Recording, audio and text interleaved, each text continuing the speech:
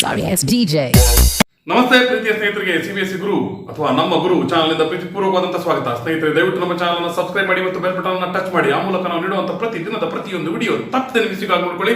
ಇದನ್ನ ಸ್ಟೇಟ್ ಮತ್ತು Cbse ಎರಡರಲ್ಲೂ ಓದ್ತಿರುವಂತಹ ಮಕ್ಕಳಿಗೆ ಯೂಸ್ ಆಗೋ ರೀತಿ ಮಾಡಿದ್ದೀನಿ. ಮುಖ್ಯವಾಗಿ ನಮ್ಮ ಕನ್ನಡದ ಅಂದ್ರೆ ಕರ್ನಾಟಕದ ಮಕ್ಕಳಿಗೆ ಯೂಸ್ ಆಗೋ ರೀತಿಯಲ್ಲಿ ಮಾಡಿದ್ದೀನಿ.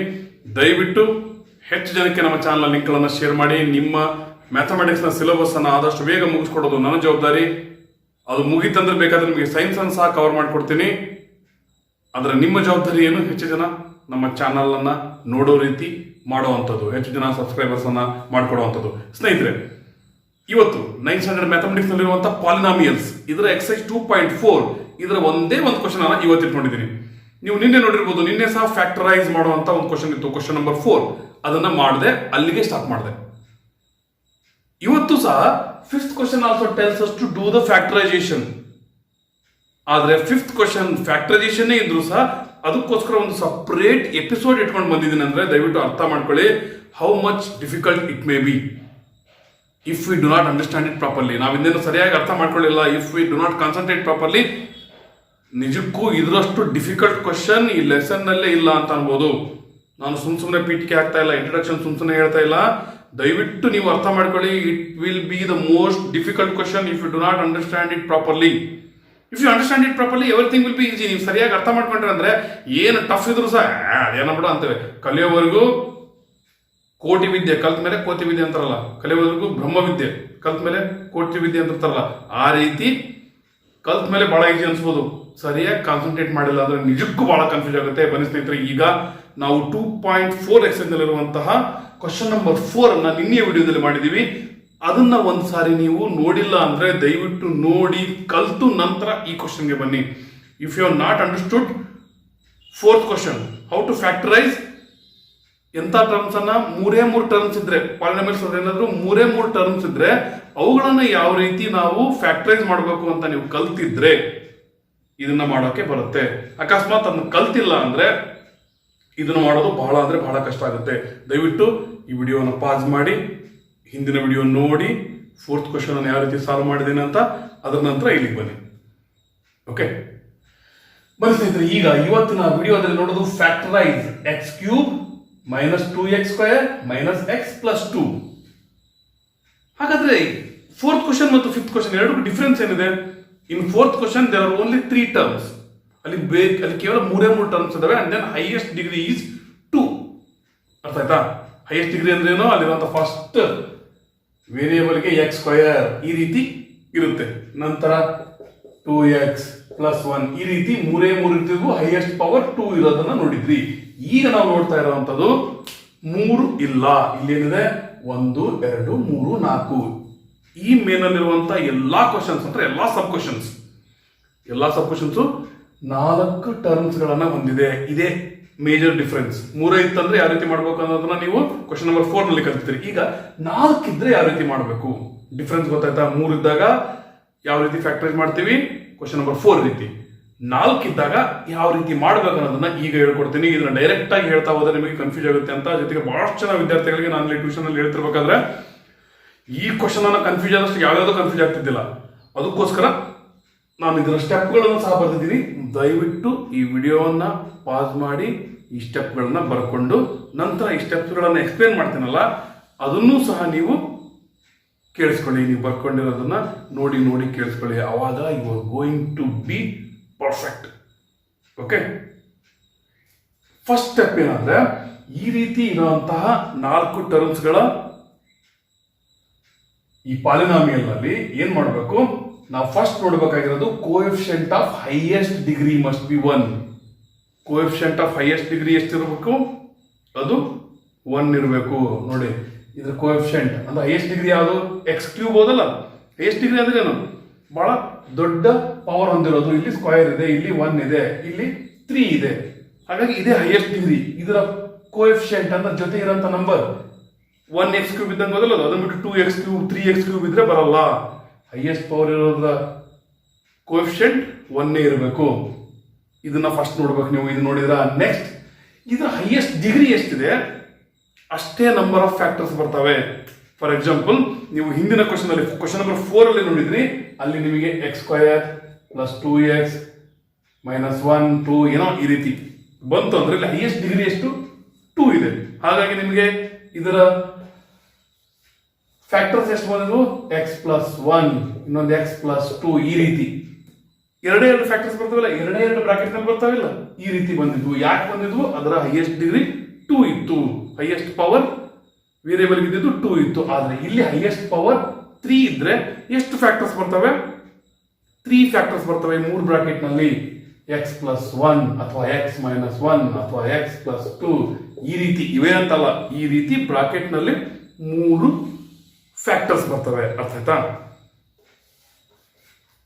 Number of factors is equal to degree of polynomial. Polynomial highest power ಎಷ್ಟಿರುತ್ತೆ ಅಷ್ಟೇ ಫ್ಯಾಕ್ಟರ್ಸ್ ಬರ್ತವೆ. ಇದು ಎರಡನೇ ಪಾಯಿಂಟ್. ಕ್ಲಿಯರ್ ಆಯ್ತಾ? Next third, right the factors of the constant term. ಇದರಲ್ಲಿರುವಂತಹ ಕಾನ್ಸ್ಟೆಂಟ್ ಟರ್ಮ್ ಯಾವುದು? ಇದು ಕಾನ್ಸ್ಟೆಂಟ್ ಅಲ್ಲ, ವೇರಿಯೇಬಲ್. ಇದು ಕಾನ್ಸ್ಟೆಂಟ್ ಅಲ್ಲ, ವೇರಿಯೇಬಲ್. ಜೊತೆಗಿರೋದು ಕೋಎಫಿಷಿಯಂಟ್. ಇದು ಕಾನ್ಸ್ಟೆಂಟ್ ಅಲ್ಲ, ವೇರಿಯೇಬಲ್. ಕಾನ್ಸ್ಟೆಂಟ್ ಟರ್ಮ್ ಕೊನೆಗಿದೆ ನೋಡ್ರಿ. ಕೊನೆಯಲ್ಲಿರುವಂತಹ ಕಾನ್ಸ್ಟೆಂಟ್ ಟರ್ಮ್ ಅದರ ವ್ಯಾಲ್ಯೂ ಯಾವತ್ತಿಗೂ ಚೇಂಜ್ ಆಗಲ್ಲ. 2 ಅಂದ್ರೆ 2 ಅಷ್ಟೇ. ಯಾಕಂದ್ರೆ 2 ಜೊತೆಗೆ ಏನಾದ್ರೂ x y t ಅದು ಇದು ಏನೋ ಇದ್ರು ಸಹ ವೇರಿ ಆಗ್ತಿತ್ತು. ಇದು ಕಾನ್ಸ್ಟೆಂಟ್ ಅಂದ್ರೆ ವೇರಿ ಆಗಲ್ಲ, ಅದು ಕಾನ್ಸ್ಟೆಂಟ್ ಆಗಿರುತ್ತೆ. ಜೊತೆಗೆ ಯಾವುದೇ ವೇರಿಯೇಬಲ್ಸ್ ಇಲ್ಲ ಅಂತಹ ಟರ್ಮ್ ಅಂತ ನಂಬರ್ ಏನಂತೀವಿ ಅದನ್ನ ನಾವು ಇದನ್ನ ಕಾನ್ಸ್ಟೆಂಟ್ ಟರ್ಮ್ ಅಂತೀವಿ. ಇದರ ಏನನ್ನ ತಗೋಬೇಕು ನಾವು? We have to take factors of constant term. ಅರ್ಥ ಆಯ್ತಾ? ಈಗ ಈ ಫ್ಯಾಕ್ಟರ್ಸ್ ಆಫ್ ಕಾನ್ಸ್ಟೆಂಟ್ ಟರ್ಮ್ ಅನ್ನ ಯಾವ ರೀತಿ ತಗೋಬೇಕು ಅಂದ್ರೆ ಈ ಬರೀತೀನಿ ನೋಡ್ರಿ, ಇಲ್ಲಿ ಇಲ್ಲ ಕೆಳಗಡೆ ಇಲ್ಲೇ ಬರೋಣ, ಜಾಗನ ಉಳಿತಾಯ ಆಗುತ್ತೆ, ಸಾಲ್ವ್ ಮಾಡಕ್ ಅನುಕೂಲ ಆಗುತ್ತೆ. ಈಗ factors of constant term 2 are ಏನೇನು ಏನ್ ಹೇಳಿ? -1 ಇರ್ಬೋದು ಅಥವಾ +1 ಇರ್ಬೋದು. ಯಾಕಂದ್ರೆ ಮೈನಸ್ ನಂತರ -2 ಮತ್ತು +2 ಇವು ಸಹ ಇದರ ಫ್ಯಾಕ್ಟರ್ಸ್. ಫ್ಯಾಕ್ಟರ್ಸ್ ಅಂದ್ರೆ ಏನು? 1 2 2 ಮಾಡ್ತೀವ, ಅದೇ -1 -2 ಮಾಡಿದ್ರು ಸಹ -2 2 1 2 ಬಂತ. ಹಾಗಾದ್ರೆ -1 ಬರ್ಬೋದು, +1 ಬರ್ಬೋದು, -2 ಬರ್ಬೋದು, +2 ಬರ್ಬೋದು. ಅವೆರಡನ್ನ ಮಲ್ಟಿಪ್ಲೈ ಮಾಡಿದಾಗ ನಮಗೆ 2 ಬರುತ್ತೆ. ಹಾಗಾಗಿ ಅದನ್ನ ಫ್ಯಾಕ್ಟರ್ಸ್ ಆಫ್ 2 ಅಂತಾರೆ. ಅರ್ಥ ಆಯ್ತಾ? ನಾನು ಸ್ವಲ್ಪ ಬೇಸಿಕ್ ಇಂದಾನೆ ಹೇಳ್ತಿರ್ತೀನಿ, ಯಾಕಂದ್ರೆ ನೋಡುವಂತವ್ರು ಯಾವ ಲೆವೆಲ್ ಅಲ್ಲಿ ಇರ್ತೀರಿ ಅಂತ ಗೊತ್ತಾಗಲ್ಲ, ಅದಕ್ಕೋಸ್ಕರ. ಈಗ what are the factors of constant term 2? +1 -1 -2 +2. ಅರ್ಥ ಆಯ್ತಾ? ಅಕಸ್ಮಾತ್ ನಿಮಗೆ ಕಾನ್ಸ್ಟೆಂಟ್ ಟರ್ಮ್ ಏನಾದ್ರು 20 ಇತ್ತು ಅಂತ ಅನ್ಕೊಳ್ರಿ, ಕೊನೆಗಿರುವಂತ ಟರ್ಮ್ 2 ಬದಲಿ 20 ಇತ್ತು ಅನ್ಕೊಳ್ರಿ. ಅವಾಗ ಏನ್ ಮಾಡ್ಬೇಕು? +1 -1 ಇದ್ರ ಟರ್ಮ್, ನೆಕ್ಸ್ಟ್ +2 ಅದರಲ್ಲೂ ಸಹ 20 ಬರುತ್ತೆ, +4 +5 +10 ಇವುಗಳೆಲ್ಲವೂ ಏನು? ಈ 20ಯ ಫ್ಯಾಕ್ಟರ್ಸ್. ಇವುಗಳನ್ನು ಮೊದಲು ಬರ್ಕೋಬೇಕು. ಅರ್ಥ ಆಯ್ತಾ? ಇವುಗಳನ್ನು ನೀವು ಬರ್ಕೊಂಡ ನಂತರ ನೆಕ್ಸ್ಟ್ ನಿಮ್ಮ ಕೆಲಸ ಏನು ಅನ್ನೋದನ್ನ ಈಗ ಹೇಳ್ತೀನಿ ನೋಡ್ರಿ. ಈಗ ಈ ಸ್ಟೆಪ್ ಅರ್ಥ ಆಯ್ತಾ? Right the factors of constant terms. ಇದಾಗಿ ಮೇಲೆ ಏನ್ ಮಾಡಬೇಕು? Find the factors for which f of x is equal to 0. f of x is equal to 0 ಅಂದ್ರೆ ನೀವು ಅರ್ಥ ಮಾಡ್ಕೊಳ್ಳಿ, ಇಲ್ಲಿರುವಂತ ಯಾವ ವ್ಯಾಲ್ಯೂಗಳನ್ನ ನೀವು ತಗೊಂಡ್ರೆ ಆ ವ್ಯಾಲ್ಯೂ ತಗೊಂಡು ಕೊಟ್ಟಿರುವಂತಹ ಎಕ್ಸ್ಪ್ರೆಷನ್ ಅಥವಾ ಪಾಲಿನಾಮಿಯಲ್ಗೆ ನೀವು ಅದನ್ನ ಸಬ್ಸ್ಟಿಟ್ಯೂಟ್ ಮಾಡಿದ್ರೆ ಅಥವಾ ಅದರಲ್ಲಿ ಹಾಕಿದ್ರೆ, ಎಲ್ಲೆಲ್ಲಿ x ಇದೆ ಅಲ್ಲಲ್ಲಿ 1 ಹಾಕಿದ್ರೆ, 1 ಹಾಕಿ ನೋಡಿ, ಆನ್ಸರ್ 0 ಬಂತಂದ್ರೆ ಅದೇ ಅದರ ಫ್ಯಾಕ್ಟರ್ ಅಂತ. ಆಮೇಲೆ ಬರಲಿಲ್ಲ ಅಂದ್ರೆ -1 ಹಾಕಿ ನೋಡಿ, -1 ಕ್ಯೂಬ್ -2 ಇಂಟು -1 ಸ್ಕ್ವೇರ್ -1 +2 ಎಲ್ಲೆಲ್ಲಿ ಎಷ್ಟಿದೆ -1 ಹಾಕಿ ನೋಡಿ. ಅದಕ್ಕೂ ಬರಲಿಲ್ಲ ಅಂದ್ರೆ -2 ಹಾಕಿ ನೋಡಿ, ಅವಾಗ 0 ಬಂತಂದ್ರೆ ಎಸ್ -2 ಇಸ್ ದ ಫ್ಯಾಕ್ಟರ್. ಅರ್ಥ ಆಯ್ತಾ? ಅರ್ಥ ಆಯ್ತಾ ಸ್ನೇಹಿತರೆ? ಇದನ್ನ ನೀವು ಮೊದಲು ಸರಿಯಾಗಿ ಕಲಿಬೇಕು. ನೆಕ್ಸ್ಟ್ ಸ್ಟೆಪ್ ಏನು? Find the factors for which f of x is 0. ಇದನ್ನ ನೀವು ಟ್ರಯಲ್ ಅಂಡ್ ಎರರ್ ಮೆಥಡ್ ಇಂದಾನೆ ಹಾಕ್ತಾ ಹೋಗ್ಬೇಕು. +1 ಬರಲ್ಲ ಅಂದ್ರೆ -1 ಬರಲ್ಲ ಅಂದ್ರೆ ನೆಕ್ಸ್ಟ್ ಫ್ಯಾಕ್ಟರ್ ಯಾವುದು ಅದರಿಂದ ಟ್ರೈ ಮಾಡಬೇಕು. ಇದು ಕ್ಲಿಯರ್ ಆಯ್ತಾ? ಇದ್ರ ನಂತರ ಈಗ ನಾವು ಇದೇ ಸ್ಟೆಪ್ ಅನ್ನು ಯಾವ ರೀತಿ ಮಾಡಬೇಕು ಅನ್ನೋದನ್ನ ನೋಡೋಣ. ಬನ್ನಿ ಈಗ ಫ್ಯಾಕ್ಟರ್ಸ್ ಅನ್ನ ಕಂಡುಹಿಡಿಯೋದು. ಈಗ ಫಸ್ಟ್ ನಾವು ಯಾವ್ದು ತಗೊಳ್ಳೋಣ? ಈಗ f of 1 ತಗೊಂಡು ನೋಡೋಣ. x ಕ್ಯೂಬ್ ಇದೆ, ಹಾಗಾಗಿ 1 cube minus 2 into 1 square x square ಇದೆ. Next minus x minus 1 plus 2. ಈಗ ನೋಡಿ ಇದು ಏನಾಗುತ್ತೆ, 1 ಕ್ಯೂಬ್ ಅಂದ್ರೆ 1 ಮೈನಸ್ 2 ಇಂಟು 1 2 ನೆಕ್ಸ್ಟ್ ಈ ಮೈನಸ್ 1ಗೆ ಮೈನಸ್ 1 ಪ್ಲಸ್ 2ಗೆ ಪ್ಲಸ್ 2. ಅರ್ಥ ಆಯ್ತಾ? ಈಗ ನೋಡಿ ಪ್ಲಸ್ 2 ಮೈನಸ್ 2 ಎರಡು ಸಬ್ಟ್ರಾಕ್ಟ್ ಮಾಡಿದಾಗ 0 ಆಗುತ್ತೆ. ನೆಕ್ಸ್ಟ್ ಪ್ಲಸ್ 1 ಮೈನಸ್ 1 ಸಹ ಸಬ್ಟ್ರಾಕ್ಟ್ ಮಾಡಿದಾಗ 0 ಆಗುತ್ತೆ. ಹಾಗಾಗಿ ನಮಗೇನು ಗೊತ್ತಾಯ್ತು, ಎಫ್ ಆಫ್ 1 ತಗೊಂಡ್ರೆ ಇದು 0 ಬರುತ್ತೆ. ಅಂದ್ರೆ ಎಫ್ ಆಫ್ 1 ಅಂದ್ರೆ ಏನು, x minus 1 is equal to 0 ಇತ್ತಂದ್ರೆ x is equal to 0 plus 1, x is equal to 1 ಆಯ್ತು. ಎಕ್ಸ್ ಇಸ್ ಈಕ್ವಲ್ ಟು 1 ಹೇಗೆ ಬಂತು, x minus 1 is equal to 0 ತಗೊಂಡಾಗ ಬಂತು. ಹಾಗಾಗಿ ನಾವು ಏನ್ ಮಾಡಬೇಕು, ಈ ಎಕ್ಸ್ ಮೈನಸ್ 1 ಇಲ್ಲಿ ನೋಡಿ ನೆಕ್ಸ್ಟ್ ಸ್ಟೆಪ್ ಏನಂದ್ರೆ ಈ ಎಕ್ಸ್ ಮೈನಸ್ 1 3 ಬ್ರಾಕೆಟ್ ಒಳಗಡೆ ಕಾಮನ್ ಆಗಿ ಬರೋ ರೀತಿ ನಾವು ಸೆಟಪ್ ಅನ್ನ ಮಾಡ್ಕೊಳ್ಬೇಕು. ಯಾವ ರೀತಿ ಕಾಮನ್ ಆಗಿ 3 ಬ್ರಾಕೆಟ್ ಒಳಗಡೆ ಈ ಎಕ್ಸ್ ಮೈನಸ್ 1 ಬರೋ ರೀತಿ ಮಾಡಬೇಕು ಅಂದ್ರೆ ನೆಕ್ಸ್ಟ್ ಸ್ಟೆಪ್ ನೋಡ್ರಿ, split the 2 middle terms. Split the 2 middle terms. ಏನು 2 ಮಿಡಲ್ ಟರ್ಮ್ಸ್ ಅಂದ್ರೆ ಎರಡಿದಾವಲ್ಲ, ಇವೆರಡೂ ಟರ್ಮ್ ಗಳನ್ನ ಸ್ಪ್ಲಿಟ್ ಮಾಡಬೇಕು. ಅರ್ಥ ಆಯ್ತಾ? ಕೇವಲ 3 ಟರ್ಮ್ ಇದ್ದಾಗ ಮಿಡಲ್ 1 ಇರ್ತಿತ್ತು. ಆ 1 ಮಿಡಲ್ ಟರ್ಮ್ ನಾವೇನ್ ಮಾಡ್ತಿದ್ವಿ, ಸ್ಪ್ಲಿಟ್ ಮಾಡ್ತಿದ್ವಿ. ಈಗ ಮಿಡಲ್ ಏನಾಗಿದೆ, 4 ಟರ್ಮ್ ಆಗಿರೋದ್ರಿಂದ 2 ಮಿಡಲ್ ಟರ್ಮ್ ಆಗಿದಾವೆ. ಇವು ಎರಡನ್ನೂ ಸ್ಪ್ಲಿಟ್ ಮಾಡಬೇಕು. ಅರ್ಥ ಆಯ್ತಾ? Split middle 2 terms. ಯಾಕೆ? To get the known factor. Known factor ಅಂದ್ರೆ ಏನು, ಇದೆ ಎಕ್ಸ್ ಮೈನಸ್ 1, ಇದು ಒಂದು ಫ್ಯಾಕ್ಟರ್ 0 ಬರುತ್ತಾ, ಇದೇ ಕಾಮನ್ ಆಗಿ 3 ಬ್ರಾಕೆಟ್ ನಲ್ಲಿ ಬರೋ ರೀತಿ ನಾವೇನ್ ಮಾಡ್ಬೇಕು, ಇದನ್ನು ಎರಡನ್ನು ಸ್ಪ್ಲಿಟ್ ಮಾಡಬೇಕು ಸ್ನೇಹಿತರೆ. ಅಂದ್ರೆ ಮೊದಲು ಏನ್ ಬರಿಬೇಕು ನಾವೀಗ, ಎಕ್ಸ್ ಕ್ಯೂಬ್ ಇದನ್ನ ಆಸ್ ಇಟ್ ಈಸ್ ಬರೀರಿ. ಬರದ ನಂತರ ಈ ಮೈನಸ್ 2x ಸ್ಕ್ವೇರ್ ಇದೆ ಅಲ್ಲ, 2 ಟರ್ಮ್ಸ್ ಆಗಿ ಯಾವ ರೀತಿ ಸ್ಪ್ಲಿಟ್ ಮಾಡ್ತೀರ ಅಂದ್ರೆ ಆಡ್ ಅಥವಾ ಸಬ್ಟ್ರಾಕ್ಟ್ ಮಾಡಿದ್ರೆ ಇದೇ ಬರಬೇಕು ಅಷ್ಟೇ, ಬೇರೆ ಏನು ತಲೆ ಕೆಡಿಸ್ಕೊಬೇಡ್ರಿ. ಆಡ್ ಅಥವಾ ಸಬ್ಟ್ರಾಕ್ಟ್ ಮಾಡಿದ್ರೆ ಇದೇ ಬರಬೇಕು. ಆ ರೀತಿ ಸ್ಪ್ಲಿಟ್ ಮಾಡಿ. ನೋಡಿ ಈಗ 2x ಸ್ಕ್ವೇರ್ ಅನ್ನ ನಾವು X square minus x square ಈ ರೀತಿ ಬರೀಬಹುದಾ? ನೋಡ್ರಿ ಮೈನಸ್ ಮೈನಸ್ ಸೇಮ್ ಸೈನ್ ಇರೋದ್ರಿಂದ ಇದೇನಾಯ್ತು, ಮೈನಸ್ 2x ಸ್ಕ್ವೇರ್ ಆಯ್ತಾ? ನೋಡ್ರಿ ಸೇಮ್ ವ್ಯಾಲ್ಯೂ ಅಂತ ಮೈನಸ್ 2x ಸ್ಕ್ವೇರ್. ಯಾಕೆ ಇದೇ ರೀತಿ ಸ್ಪ್ಲಿಟ್ ಮಾಡಿದೆ ಅರ್ಥ ಮಾಡ್ಕೊಳ್ರಿ. ಫಸ್ಟ್ ಕ್ವಶನ್ ಅಲ್ಲ, ನಿಧಾನಕ್ಕೆ ಅರ್ಥ ಮಾಡ್ಕೊಳ್ರಿ. ಈ ಸ್ಟೆಪ್ಸ್ ಗಳನ್ನು ನೋಡ್ತಾ ಅರ್ಥ ಮಾಡ್ಕೊಳ್ರಿ. ನೆಕ್ಸ್ಟ್ ಕ್ವಶನ್ ಗಳನ್ನ ನೀವು ಆರಾಮಾಗಿ ಮಾಡ್ತೀರಾ. ಓಕೆ, ಯಾಕೆ ಈ ರೀತಿ ಸ್ಪ್ಲಿಟ್ ಮಾಡಿದೆ ಅಂದ್ರೆ ನಮಗೆ ಬೇಕಾಗಿರೋದನ್ನ ಬ್ರಾಕೆಟ್ ಬರಬೇಕಾಗಿರೋದು ಎಕ್ಸ್ ಮೈನಸ್ 1 ಬರಬೇಕು. ನೋಡ್ರಿ ಇಲ್ಲಿ ಎಕ್ಸ್ ಸ್ಕ್ವೇರ್, ಇಲ್ಲಿ ಎಕ್ಸ್ ಸ್ಕ್ವೇರ್. ಎಕ್ಸ್ ಕ್ಯೂಬ್ ಅಂದ್ರೆ ಎಕ್ಸ್ ಸ್ಕ್ವೇರ್ ಇಂಟು ಎಕ್ಸ್ ಅಂತನಾ? ಓಕೆ, ಹಾಗಾಗಿ ಈ ಎಕ್ಸ್ ಸ್ಕ್ವೇರ್ ಅನ್ನ ಕಾಮನ್ ಆಗಿ ತಗೊಂಡ್ಬಿಟ್ರೆ ಈ ಎಕ್ಸ್ ಸ್ಕ್ವೇರ್ ಇದರಲ್ಲೂ ಇದೆ, ಕಾಮನ್ ಆಗಿ ತಗೊಂಡ್ರೆ ಉಳಿದಿದ್ದೆಷ್ಟು, x square into x, x cube. ಅರ್ಥಾತ್ ಮೈನಸ್ ಎಕ್ಸ್ ಸ್ಕ್ವೇರ್ ಇಂಟು 1. ನೋಡ್ರಿ x square 1 x square, x minus 1 ಬ್ರಾಕೆಟ್ನಾಗ ಬಂತ. ಓಕೆ, ಈಗ ನೀವೇನ್ ಬರ್ಕೊಂಡಿದ್ರಿ, ಇದಿಷ್ಟು ಈ ಫಸ್ಟ್ 2 ಟರ್ಮ್ಸ್ ಇಂದ ಅಷ್ಟೇ ನೀವು ಇಲ್ಲಿ ಬರ್ಕೊಂಡಿರೋದು. ಈಗ ಇವು ಎರಡನ್ನು ಬರ್ಕೋಬೇಕು ಮುಂದೆ. ಏನಿದು ಮೈನಸ್ ಎಕ್ಸ್ ಪ್ಲಸ್ 2.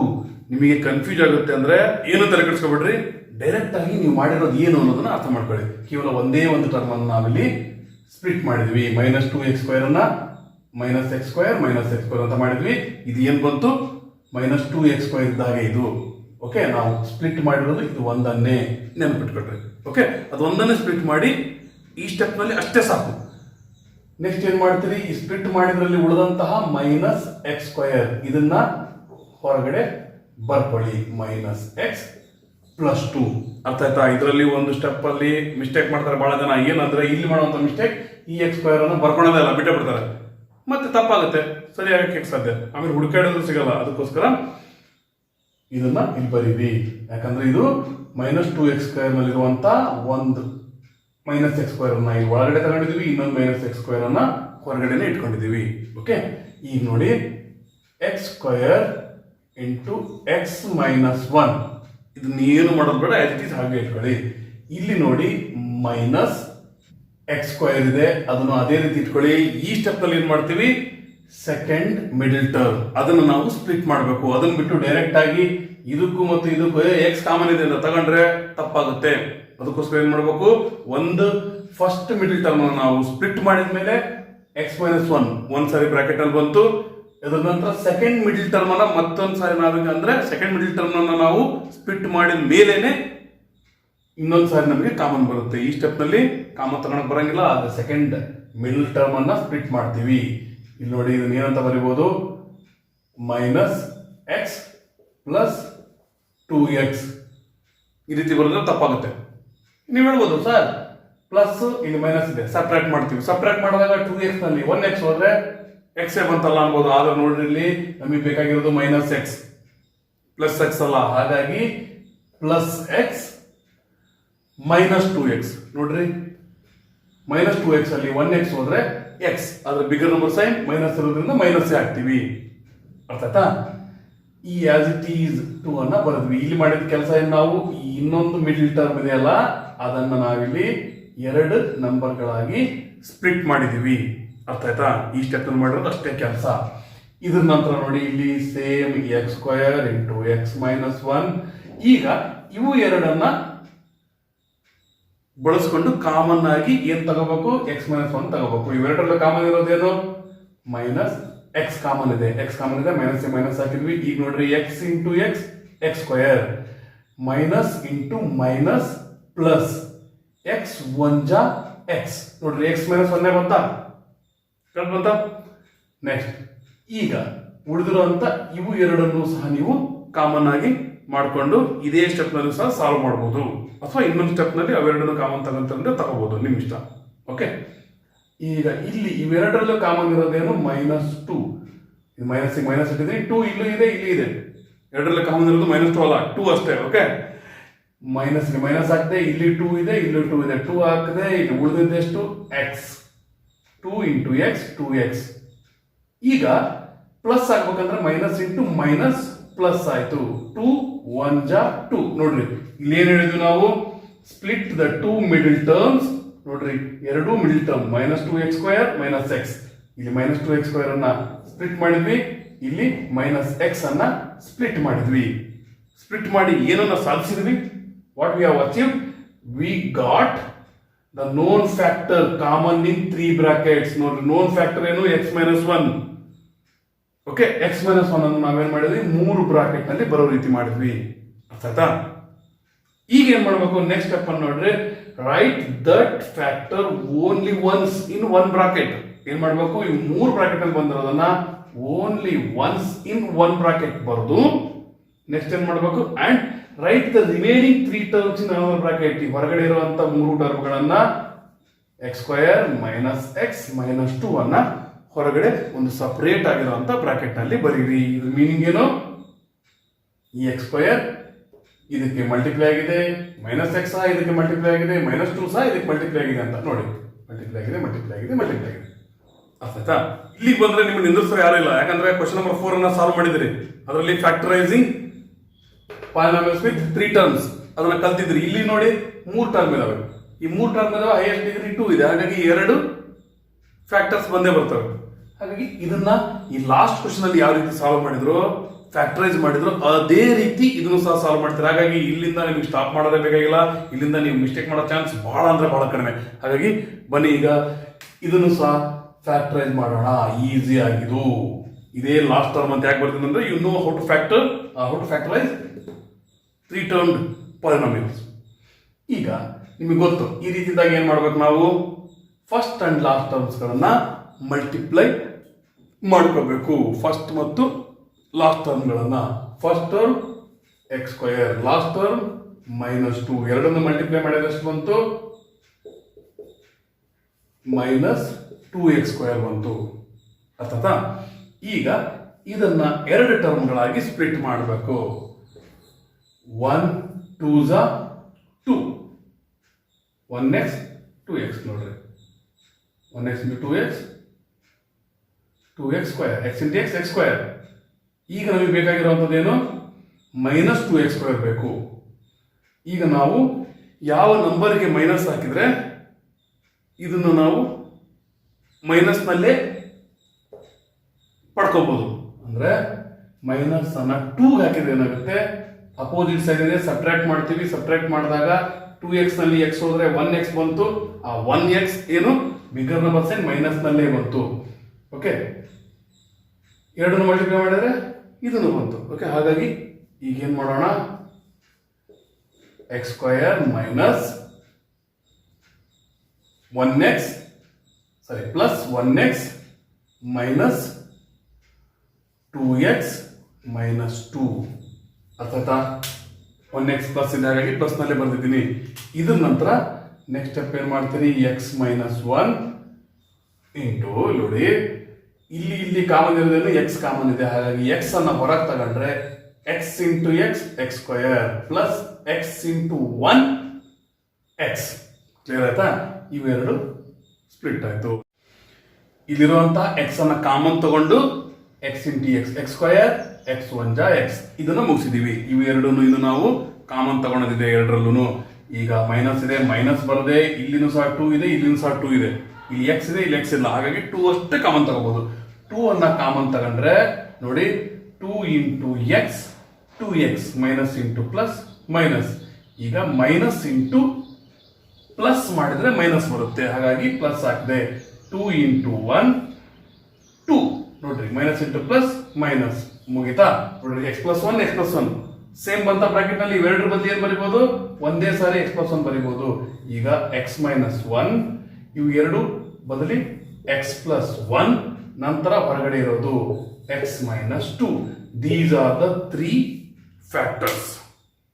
ಅರ್ಥ ಸ್ನೇಹಿತರೆ, ಈಗ ಈ ಕ್ವಶನ್ ಯಾವ ರೀತಿ ಮಾಡ್ಬೇಕಂತ ನೀವು ಕಂಪ್ಲೀಟ್ ಆಗಿ ಅರ್ಥ ಮಾಡ್ಕೊಂಡಿದ್ದೀರಿ ಅನ್ಕೊಂಡಿದ್ದೀನಿ. ಅದಕ್ಕೋಸ್ಕರ ಈ ಕ್ವಶನ್ ಅನ್ನ ಒಂದೇ ಒಂದು ಕ್ವಶನ್, ಅದರಲ್ಲೂ ಒಂದೇ ಒಂದು ಕ್ವಶನ್ ಅಲ್ಲಿರುವಂತ ಒಂದೇ ಒಂದು ಸಬ್ ಕ್ವಶನ್ ಅನ್ನ ಮಾಡೋದಕ್ಕೆ ಇಷ್ಟು ಟೈಮ್ ತಗೊಂಡಿದ್ದು ಇದೇ ಫಸ್ಟ್. ಇದರಿಂದನೇ ಅರ್ಥ ಮಾಡ್ಕೊಳ್ಳಿ ಇದು ಎಷ್ಟು ಕನ್ಫ್ಯೂಸಿಂಗ್ ಅನಿಸ್ಬೋದು, ಎಷ್ಟು ಡಿಫ್ರೆಂಟ್ ಸ್ಟೆಪ್ಸ್ ಬರ್ತವೆ ಅಂತ. ಅದಕ್ಕೋಸ್ಕರ ಈ ರೀತಿ ಡಿಫಿಕಲ್ಟ್ ಅನ್ಸೋಂಥ ಕ್ವಶನ್ಸ್ಗಳನ್ನು ಸಹ ಯಾವ ರೀತಿ ಸುಲಭವಾಗಿ ಮಾಡಬೇಕು, ಎಲ್ಲೆಲ್ಲಿ ಗಮನ ಇಟ್ಕೋಬೇಕು, ಎಲ್ಲೆಲ್ಲಿ ನೀವು ಮಿಸ್ಟೇಕ್ ಮಾಡಿ ಮಾರ್ಕ್ಸ್ ಕಳ್ಕೊಳ್ಳೋ ಚಾನ್ಸ್ ಇರುತ್ತೆ, ಅದನ್ನೆಲ್ಲ ಹೇಳ್ತಾ ಮಾಡ್ತಾ ಇದ್ದೀನಿ. ಅದಕ್ಕೋಸ್ಕರ ನಿಮ್ಗೆ ಇದು ಇಷ್ಟ ಆಗಿದ್ರೆ ಲೈಕ್ ಮಾಡಿ, ಕಾಮೆಂಟ್ ಮಾಡಿ, ಹೆಚ್ಚು ಜನಕ್ಕೆ ಶೇರ್ ಮಾಡಿ. ಹಾಗೆ ಮಾಡಿದ್ರೆ ಇನ್ನು ಬೇಗ ಬೇಗ ಬೇಗ ಬೇಗ ನಿಮ್ಮ ಮ್ಯಾಥ್ಸ್ ಮುಗಿಸಿ ಸೈನ್ಸ್ಗೂ ಸಹ ಬರ್ತೀನಿ. ಇಲ್ಲಿವರೆಗೂ ನೋಡಿದ್ದಕ್ಕೆ ಧನ್ಯವಾದಗಳು. ಟೇಕ್ ಕೇರ್, ಬಾಯ್.